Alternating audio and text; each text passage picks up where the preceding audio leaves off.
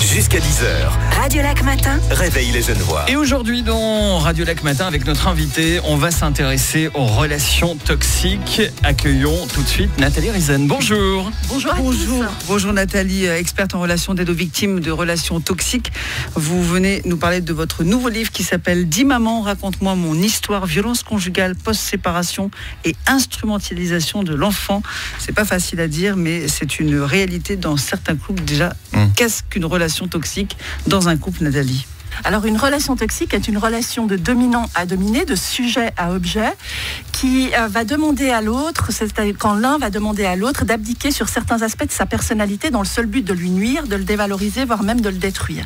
Donc ce sont des relations où il y a de la violence et où il est extrêmement difficile pour la victime de s'en sortir. Déjà d'identifier ce dans quoi elle se trouve et ensuite de faire le pas justement de la sortie. Est-ce que le côté effectivement un petit peu pernicieux des relations toxiques, c'est qu'elles sont... Il y a un côté un petit peu chronologique, c'est-à-dire que on le voit pas peut-être au départ et puis ça augmente et ça devient finalement insupportable. Tout à fait, effectivement, il y a le phénomène dit de l'emprise qui commence par un repérage justement du bourreau vers sa proie et il va pas prendre n'importe qui, comme dans le tram en fait, un pickpocket chercherait la victime vers lequel il pourrait commettre un vol, il va pas aller sur n'importe qui, donc il va choisir sa victime de façon extrêmement fine, il faut que ce soit un challenge pour lui, puis ensuite il va y avoir une période de séduction, de lune de miel qui est vraiment décrite un petit peu comme un conte de fées vécu par les victimes. Puis ensuite un étau que je compare souvent à l'image du livre de la jungle, vous savez, quand il y a le serpent K qui avance, et confiance croise en moi. Puis ensuite il commence à serrer, la destruction, puis ensuite toujours la renégociation, parce qu'on dit qu'un toxique revient toujours.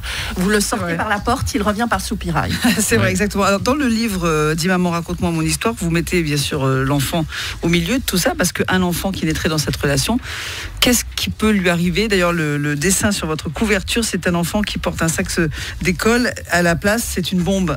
Voilà, exactement. C'est un petit peu un enfant bombe. C'est vrai que c'est assez violent dit comme ça. Mais l'enfant, en fait, qui va avoir pour modèle, justement, des parents qui se conduisent de manière toxique, avec un dominant et un dominé dans la relation de couple, effectivement, ça va donner déjà un modèle de relation à l'enfant qui est un peu, on va dire, déviant pour lui. C'est pas une relation saine. Et puis ensuite, il va y avoir justement peut-être des séparations. Et lorsque l'un des deux parents est toxique, on va avoir une parentalité toxique qui s'organise autour de l'enfant, avec la victime qui est dit le parent adéquat, qui va avoir peut-être, et souvent, beaucoup de peine à se positionner dans toute l'équation. Quand on se retrouve dans une situation, dans une relation toxique qu'on a réussi à identifier finalement, comment est-ce qu'on s'en sort ? Ça prend du temps. Et je dirais que toutes les histoires sont singulières. Donc, il n'y a pas vraiment de mode d'emploi, si ce n'est qu'effectivement, il faut déjà en sortir. Donc, pour en sortir, il faut déjà avoir identifié le phénomène dans lequel on se trouve, comprendre qu'effectivement, ça n'est pas normal, conscientiser les choses, puis ensuite faire le pas. Il y a souvent des allers-retours aussi de la part des victimes qui sortent pour revenir parce que c'est une réelle addiction. On parle vraiment de dépendance affective, de dépendance émotionnelle. Donc, il va falloir peut-être se faire accompagner aussi dans tout ce processus. C'est un réel cheminement qui va vers la liberté et surtout vers le retour à la dignité. Un enfant qui naîtrait, qui grandirait dans une relation toxique avec des parents toxiques, est-ce qu'il peut s'en sortir et surtout, est-ce qu'il va être lui-même toxique plus tard? Alors pas toujours, non. C'est vrai que, voilà, comme je disais, toutes les histoires sont singulières. Ce serait trop simple si on pouvait ranger les gens dans des cases, mais c'est vrai qu'avec un modèle toxique, il va subir des violences en fait au quotidien. Il va subir peut-être une parentification, il va subir plein de choses, en fait, de petites attaques quotidiennes qui font que ça va le mettre en stress dépassé et il va organiser des réaction de défense. Donc non, ça n'est pas une situation normale pour un enfant.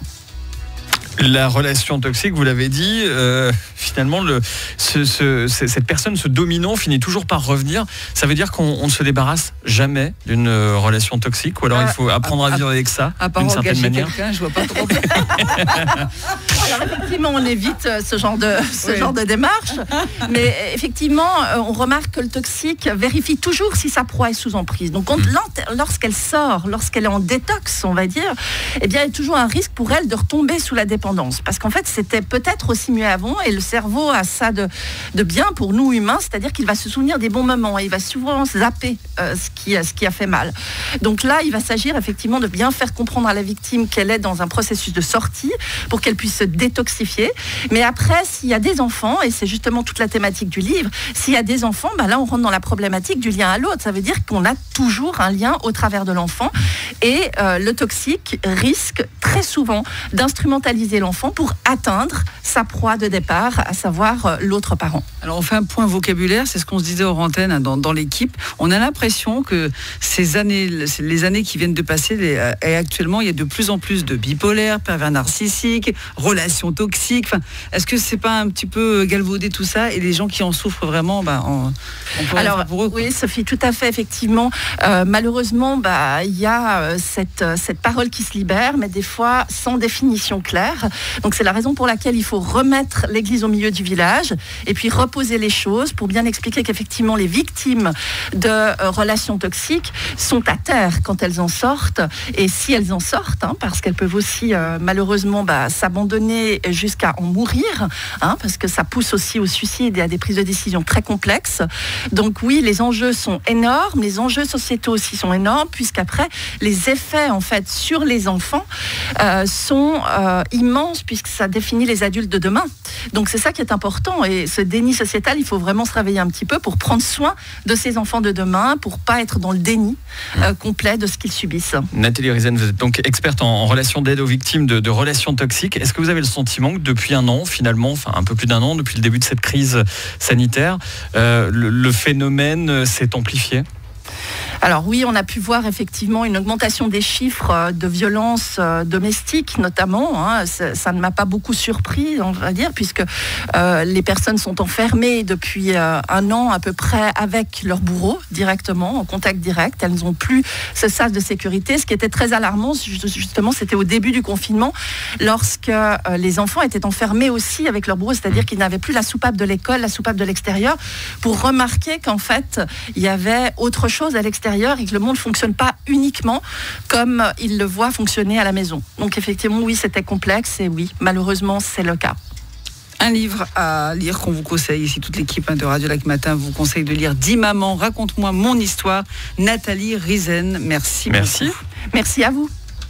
Radio Lac Matin, jusqu'à 10h, avec Sophie Gaillard et Fabien Brise.